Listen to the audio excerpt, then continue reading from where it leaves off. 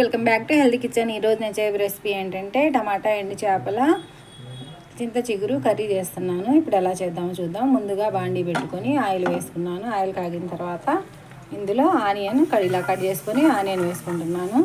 చూడండి, ఇలా కట్ చేసుకొని తోకలు అవి తీసేసుకొని వేడి నీళ్ళలో శుభ్రంగా కడిగి ఇలా తీసుకోవాలి. ముక్కలుగా కట్ చేసుకొని వేరే గిన్నె పెట్టుకొని ఆయిల్ వేసుకొని ఇందులో ఫ్రై చేసుకున్నాను. ఇలా ఫ్రై చేసుకోవాలి కొంచెం లైట్గా. ఇలా తీసుకొని శుభ్రంగా కడిగి గట్టిగా ఉన్నాయి తీసేయాలి, మెత్తయి వేసుకోవాలండి. ఇలా వేసుకుంటున్నాను శుభ్రంగా కడిగి.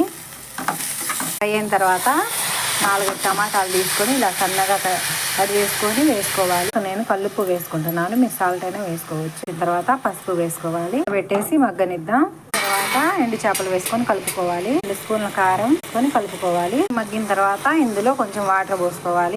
ఎండు చేపల చింత చిగురు రెడీ అయిపోయింది. నచ్చితే లైక్ చేయండి, షేర్ చేయండి, సబ్స్క్రైబ్ చేయండి. బాయ్.